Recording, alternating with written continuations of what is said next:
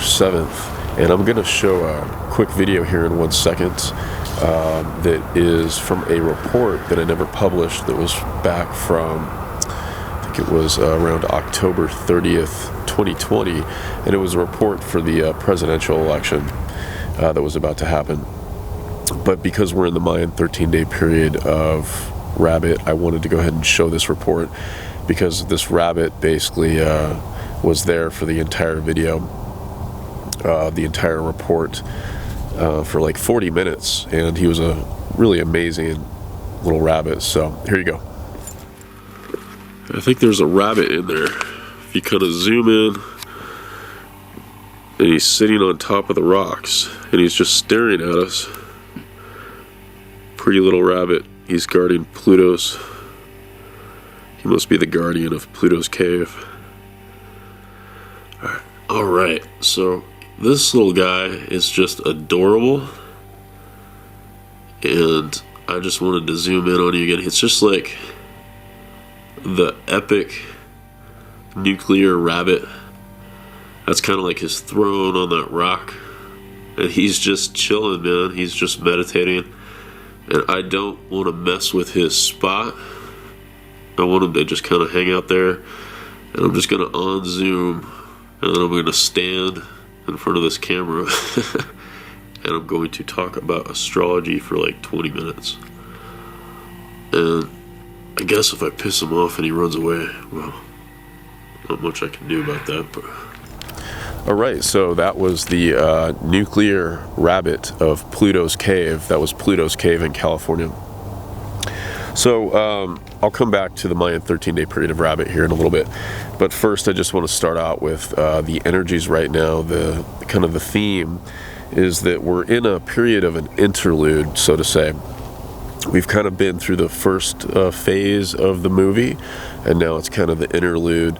A lot of the larger planets, Saturn, Jupiter, Pluto, so forth, they're basically getting ready to station and go direct. And so we're kind of in an interlude period. Another theme that I want to talk about is to be the fulcrum point. And then another theme is going to be going down the rabbit's hole. So basically, we're kind of going into unknown territory. I wanted to highlight at the end of the last report I did, I mentioned that there was going to be something revealed, something that was possibly dark. And I mentioned that it would be around the 29th or the 30th. Well, it was about 3 days off, but about 3 days later, on Sunday, October 3rd, that's when it was announced. The Pandora's Papers report kind of hit the news, and that reveals a lot of the corruption and distortion with leaders and patriarchy, as I was kind of mentioning in the last report, throughout the world. And so it helps to give people on all different spectrums new points of view into why there is such deep mistrust with leadership and authority in the world now. If it's not obvious to some, maybe that will help create more of a clear view for them to look at that. So I want to talk a little bit about Mercury retrograde and how it kind of has a little bit of a sci-fi kind of feel to it, or a surreal kind of feel to it right now as we go through it, because retrogrades denote going in reverse, going backwards. It's the illusion of going backwards from our perspective here on Earth, of the planets out there moving backwards. But it has to do with time and how we're oriented to it. So there's kind of that feeling going on, and this has been a really powerful retrograde. We saw the sites, social media sites going down a couple days ago. Today's October 7th, and it's the idea of normal linear time, normal linear movement of time going forward is what makes sense to us. And Mercury retrograde, especially out of all the retrogrades, can bring about a sense of nonsense, if that makes sense to you.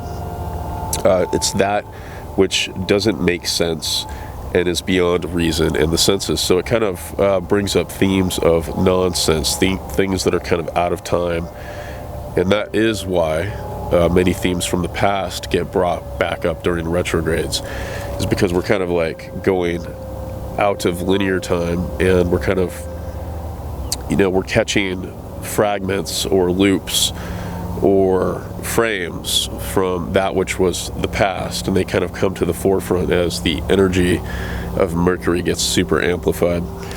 So I want to start here with on the 6th, the new moon in Libra at 13 degrees 25 minutes, and it happens on the Mayan day 4 monkey. So we're dealing with polarity flux, or the flux of polarity between one side to the other. And this basically means that one can either fall to the side of being super polarized and being drawn to one side of the polarity or the other side of the polarity.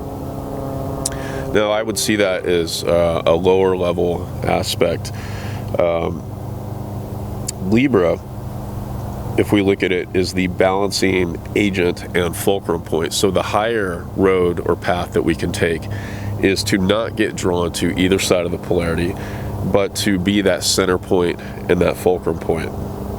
And Libra has to do with perceiving right relationship, and it's associated with the law of right human relationship and how we relate to one another here on planet Earth. So, it has very much to do with truth and how we perceive truth, and then how we take that and rightly respond to others around us. Not just, our friends or our spouses or our boss, but other countries, other nations, other languages, other ways of thinking, other cultures and systems, and not getting caught in the polarity of perceiving oneself as the truth versus somebody else's truth not being as much of a truth. It's a big topic. We can dive into it, but it has to do with right relationship and balance. So that's why the scales have to do with balance. So, right now the point is to be the fulcrum point, be in the center. Truth has to do with the center. The idea is that everybody has a piece of a truth, but not the whole truth. And so when we all come together and we all bring our piece of the truth together, it's kind of like bringing a piece of the puzzle and creating a larger picture, which is that truth. And truth will always have to do with the center, because it's sort of a synthesis of both sides, both polarities. So this new moon in Libra is conjunct the fixed star Algorab, and it's a double star, yellow and purple, on the right wing of the crow in the constellation of Corvus. So if you're not familiar with the myth of Corvus, look it up. It was basically the bird of Apollo. He sent the raven on an errand. Apollo was giving an offering or a sacrifice to Jupiter, and so he sent the raven on a quest to get water. He gave him a cup or a chalice to get water from a spring. On the way, the bird essentially stopped when he saw a fig tree, and he waited for the fruit to ripen. After quite a while, he feasted on the figs and realized he had forgotten his task. So what he basically did was he spotted a water snake or a hydra and picked him up in his claws and brought him back to Apollo, the sun god, and basically lied to him and said, this snake got in my way and kept me from getting the water. And Apollo, being a god of prophecy and truth and vision, saw right through that lie. And then, there's different variations of how he punished the bird, but he essentially threw the snake, the cup, and the bird up into the skies as constellation. So this story, you could look at it in a lot of different ways, but it essentially has to do with variations on the truth, because an excuse is safer. So a lot of times when we come up with variations of the truth, it's sort of an aspect of denial. It's an aspect of not wanting to accept that there is so much more than the little piece of information that we have accepted or that we've crystallized into our mental construct. And so this story essentially tells us to not fall into, being crystallized into any one particular point of view, to be very open. It's a very mercurial kind of theme as we're going through a Mercury retrograde. Be open to other versions of truth. As we mentioned, like, everybody has a piece of the truth, but not the whole truth. So this is really about, well, let me mention the mantra of Libra is, I choose the way that leads between the two great lines of force. And that essentially has to do with, Libra is that fulcrum point, and it's choosing that middle way, that balancing way, so that we don't get drawn to either side of the polarity. Once you get drawn to either side of the polarity, the extremes on the axis, you essentially become unbalanced. And there's no way that you can hold within your view an ultimately holistic viewpoint of the truth. So the idea is to hold the center and look for the core principles of truth in each side of the polarity. So these energies are also having to do with the esoteric rays, with this Libra new moon, of the third ray of active intelligence and the seventh ray of ceremonial order and magic. So the seventh ray has much to do with grounding. So this Libra energy has a lot to do with grounding. It's kind of like when lightning strikes, it needs to connect with the earth. It needs to ground. So it's taking our insights, applying them, allowing our mental activity to be open to wider, perspectives and valleys of truth, and then grounding that in a real way with our values. Venus just went into Sagittarius, so it's like, it's a time of creating greater vision and grounding it. The esoteric ruler of Sagittarius is actually the Earth. So I just want to re-emphasize, right now is about grounding these truths, taking a wider perspectives of truth. And I'm not just talking about information. And, it's also not just taking information from any particular source or authority at face value, but it's taking a synthesis of information and also being in alignment with one's heart, not just one's head. So the head is all about information, and the heart is what tells you that you just know what is right or what is wrong. It's kind of like that energy that allows a person to, save a child crossing a street and to put their own life in danger to save that child's life. It's that's that heart energy of just, what the right thing to do is. You know how to appropriately not only treat yourself, but to treat others as well, if you're grounded in that heart energy. So we can talk more about the esoteric rays another time. Pluto in Capricorn, yesterday on the 6th, stationed direct at 24 degrees of Capricorn. So things are going to start moving forward now. But while these heavy planets, stationed direct, they're basically like these massive, it's just, it's like a tanker, it's like a semi, it's like a mountain. The movement of a mountain over ages or something. It's just like very slow movement. So that's why I wanted to highlight that we're in a time of an interlude where the energies are coming to a slow and they're turning, and that energy is going to shift and really start picking up through the rest of October. Highlighting some of the things we just talked about, it's the idea that Libra wants peace. Libra is kind of like, the white flag, or the I'm going to acquiesce. I'm going to sort of not upset, the waters. I'm not going to turn over the apple cart. All those themes, right? So Libra wants peace. Libra wants harmony. And that's good. That's a very positive thing. But the question we need to ask is, what will Libra do to get it? What will it do to acquire peace? If peace equates with love, what conflict will Libra allow and use to get to peace and love? So Libra wants peace so bad. What is it going to do to get it? What conflict or wars, what disharmony will Libra do to, or incite to get peace? What variations of the truth will a person accept in order to just keep things, okay, peaceful, calm, comfortable? So that, a really hard aspect of looking at truth is the uncomfortable awakening or insight to things that we sometimes don't want to know.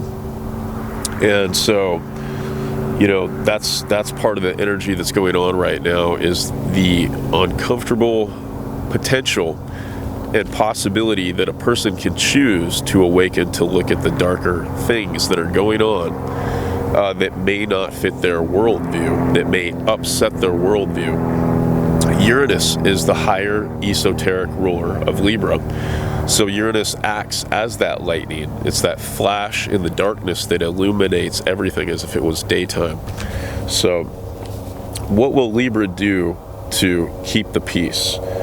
What conflicts will it instigate to keep the peace? What actions that lack integrity will you acquiesce to in order to basically just, not question things, or not allow alternative perspectives or new information or new insights? Basically, how much will you deflect yourself from being in your heart? Because a lot of times that's what we're doing when we're simply just trying to keep the peace. We're denying or pushing away an aspect of truth that we don't want to listen to or we don't want to hear. Acquiesce, if we look it up in the root word, simply means to accept something reluctantly, but without protest. So that's telling us a lot, accepting a position, a point of view. This Libra new moon happens on the day 4 monkey. So the rest of this whole cycle, for this moon cycle, is going to be about a theme of posturing. It's also going to be a theme of playfulness, but 4 is an aspect, it's a dynamic aspect of structure, so it's bringing new structure in. And if we're talking about accepting something reluctantly but without protest, it's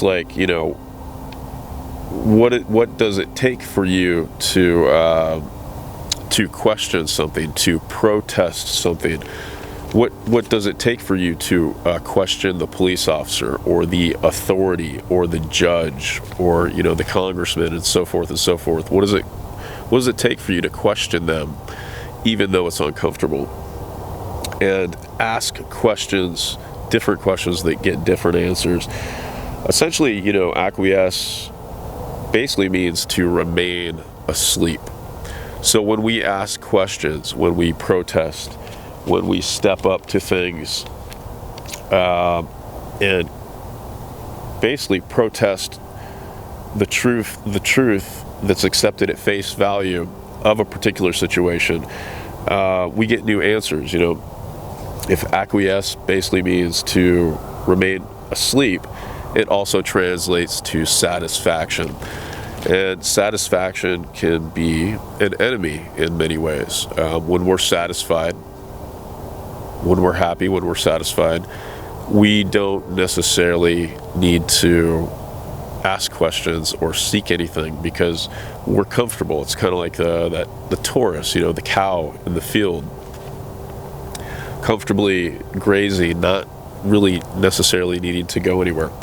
Going a little bit off on a tangent here, but so let's jump forward. So the moon and sun, this new moon and sun, conjunct Mars exactly at 13 degrees Libra and opposite Chiron.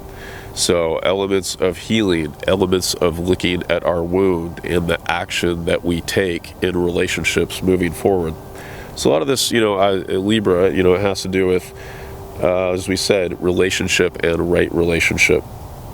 And that Mars and Sun will be conjunct basically all week up until the 19th and 20th. So the really strong, powerful Martian energy, it's going to be like, this is kind of like the spark that sets things in motion, with those larger planets going direct and this Sun, Mars conjunct the new moon energy. It's like the spark that kind of gets things moving forward and, gets the train like picking up speed down the track. We've been in a really retrograde season for the past like 5 months. So it brings up tension of, is our action aligned between the heart and the head? We talked about that a little bit. I wanted to bring up a story. I've been recently helping out on a local recall initiative, and that's not my story. It's just that where I was helping a particular day, it's a place that has a lot of transients that move in and out. And one particular woman, I had not seen her there before, and you can tell that she's, definitely very off, walking around the parking lot, flailing arms, talking to herself, cursing, eyes kind of crossed, just the whole schizophrenic kind of look. And, after a little while, I talked to another gentleman who was sitting there, and he said that she's kind of a local that's been around town for quite a while. And then I kind of got busy, and then shortly after I came back, and I noticed, after I was done talking to a few people, that a woman, I think it was an Asian woman, was sitting down next to this transient woman, the one that had kind of a schizophrenic kind of issue going on. And I just sort of observed this, and it went on for a half hour long, where essentially this younger Asian woman simply sat there fearlessly, completely fearlessly, and totally in like the totality of kindness or compassion, and sat there and listened to this woman talk. She just let this homeless or schizophrenic woman talk, or whatever her deal was, for a half hour or more. And she never said really much of anything to the woman. She just let her talk. Every once in a while she would just nod her head, and sometimes she would reach her hand out and put her hand on the woman's hand. And it just was like amazing to me. It was beautiful because it was a total act of kindness. It reminded me of kind of like a Mother Teresa kind of energy, and just a total Piscean love kind of energy that, she essentially gave this woman, who I had observed previously, nobody else wanted to give her time. In fact, this woman the schizophrenic woman would walk up to people in the parking lot and, just start going off on them or follow them. Like, it was pretty, interesting or intense. And everybody wanted to run away from her. No one wanted to give her the time of day. At most, people may have laughed at her or judged her. It's back to that, that's like a sliver or a splinter of the truth. And when I saw this younger Asian woman just sitting down, taking the time to listen to her for like a half hour, I just thought it was beautiful, man. It was just like, it was amazing. And it sort of taught me a lesson on a deeper energetic level. It's like, we can take the time to help other people, and to listen to other people and what their sufferings and their struggles, their, illusions, their deliriums, all the nightmares that they have. So speaking of, right now, it's kind of like, it's the theme of the nightmare that we need to wake up from. We can choose to live in a world that is not a nightmare. We can choose to make it a beautiful, golden age world where we're all working together. But we all have to choose that together. We have to let go of the nightmare and allow ourselves to have a different kind of dream, so to say. So anyway, I wanted to share that experience. We have a yod, which is composed of a sextile, 2 planets in sextile, and then they're both in conjunct to the other planet as a point. So we have the Moon, Sun, Mars in Libra, which is esoterically ruled by Uranus. And then we have Pallas as in Pisces, esoterically ruled by Pluto. And then we have Uranus, and Uranus is in Taurus, esoterically ruled by Vulcan. So it's a lot of extreme change going on. And I also have, okay, let me jump back in here. So this all has to do with extreme transmutation and movement. It's kind of like the lava. If you've been kind of noticing the volcanoes erupting, La Palma and Kilauea.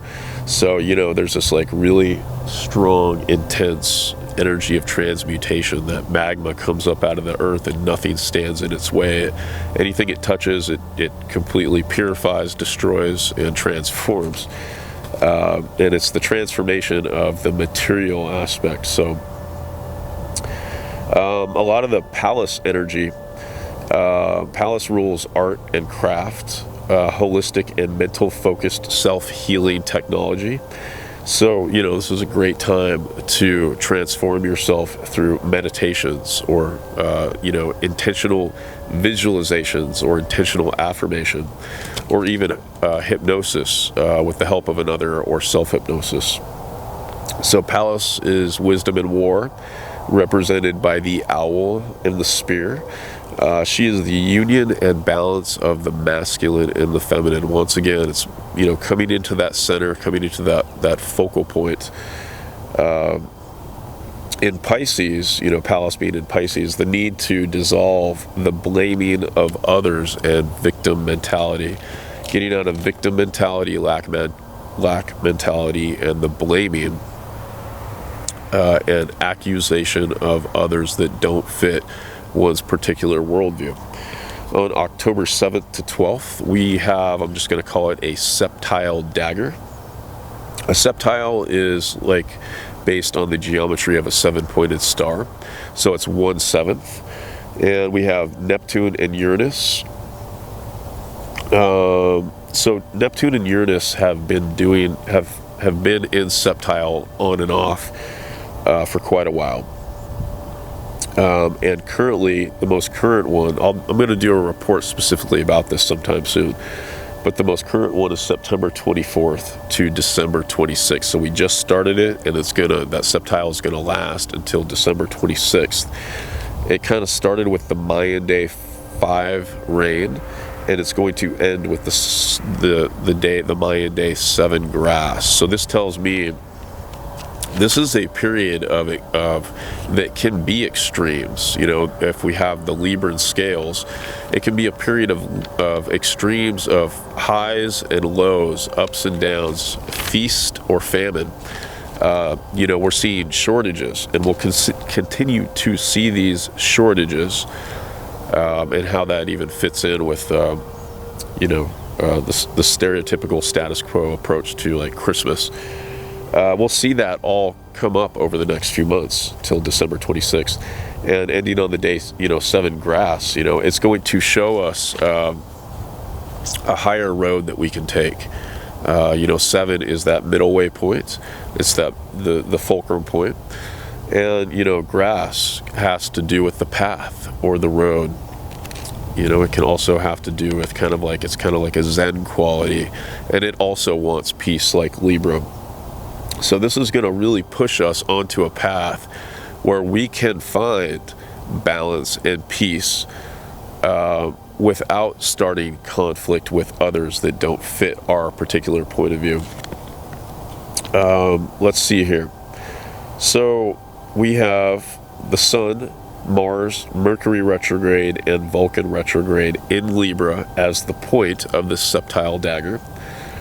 And then we have Neptune in Pisces with Pluto being the esoteric ruler, and then Uranus in Taurus with Vulcan as the esoteric ruler.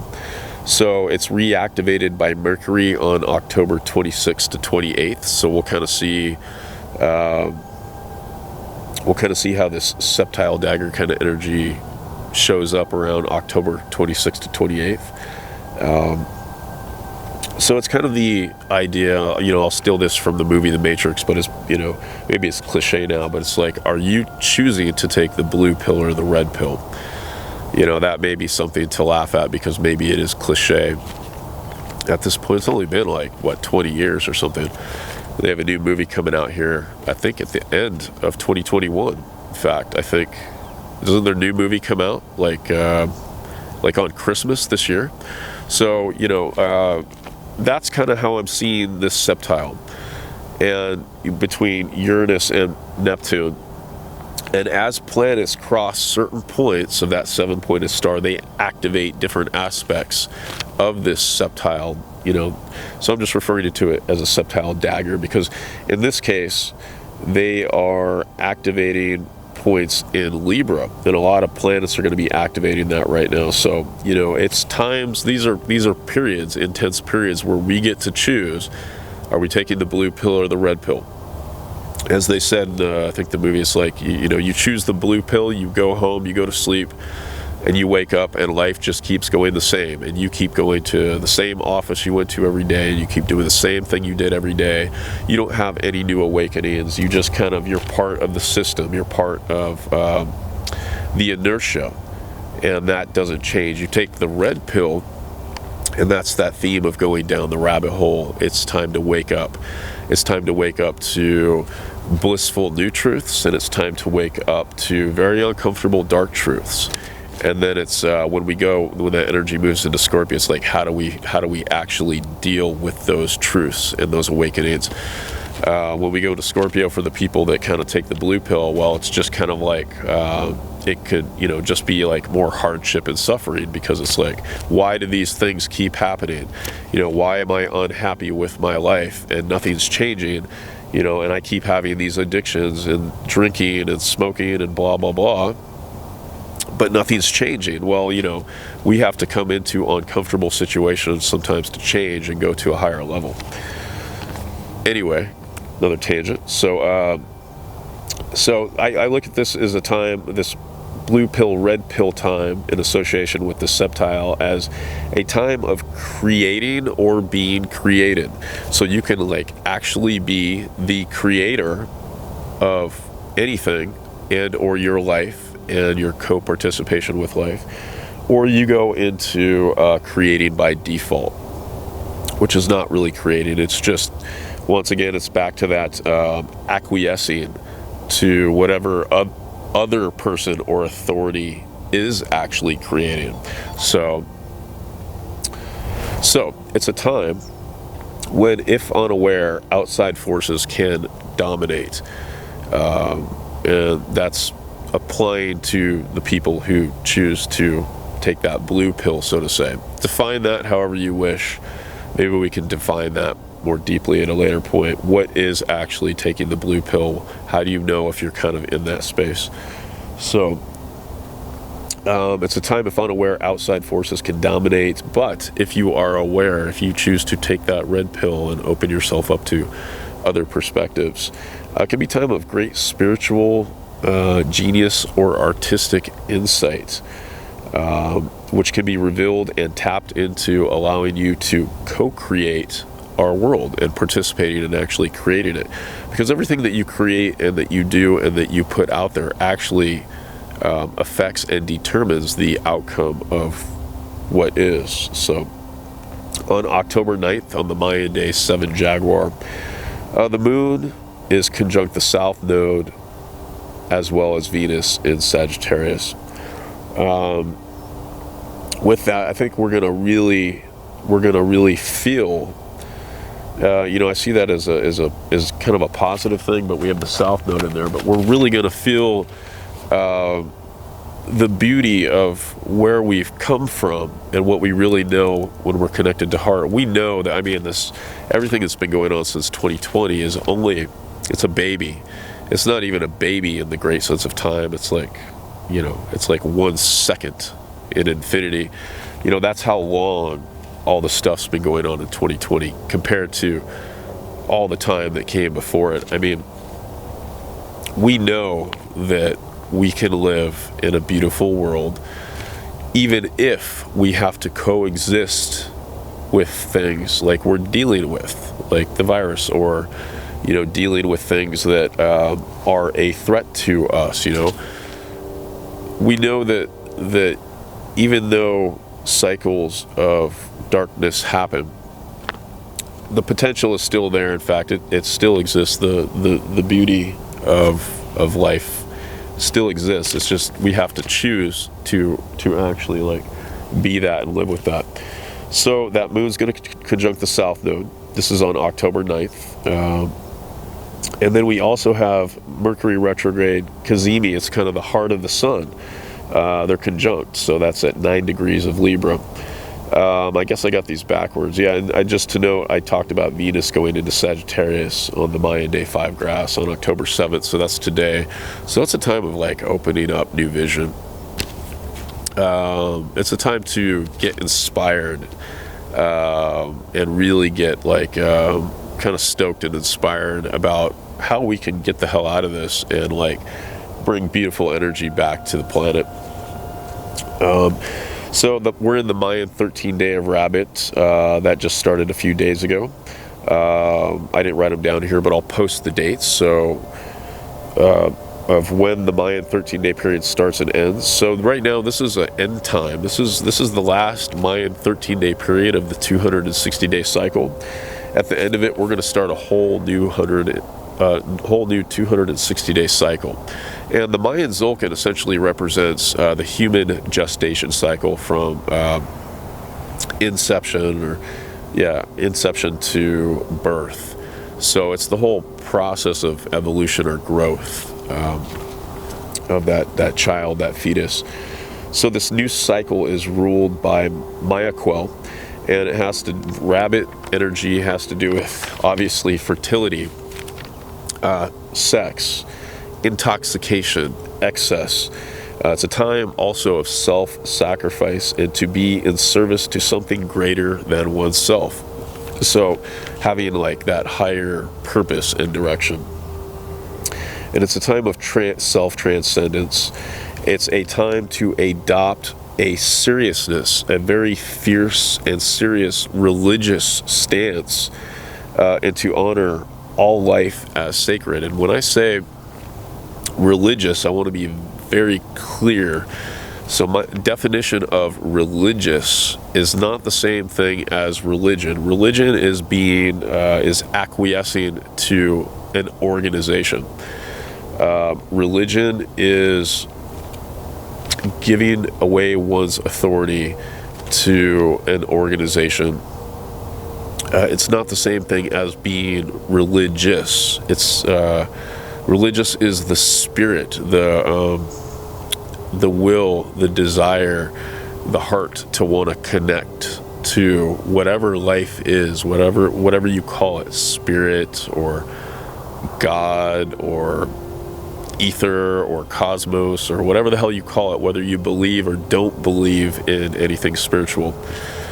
So it's a stance that one adopts to become very seriously connected to source. It's establishing a very important connection and relationship with spirit, and really truly having the desire to know, what is this? Where do we come from?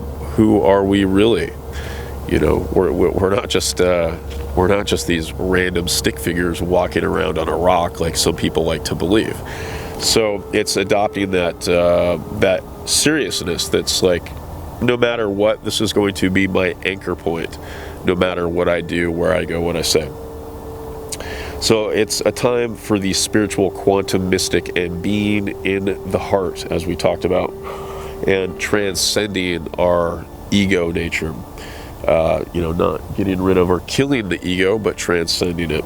So it's also a favorable and auspicious yet dangerous time. It's a time to courageously unite with common goals in mind and to take risks. So, it's like I said, get out there, be open, be vocal, talk to people you don't know, tap into that kind of that heart energy.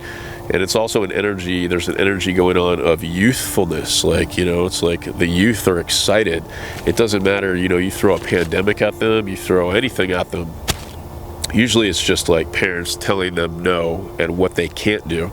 And they're going to find a way. They always find a way. The youth finds a way. It's the beauty of youth. And a lot of people forget that energy as they get older and they get cynical and they just adopt, perspectives that say that life is just this one or two things and then you die. So, try to tap into that youthful energy about being excited about life, and that it's not, you can't just figure it all out. It's a time to let go of the addiction to a nightmare and to awaken. I kind of talked about that earlier.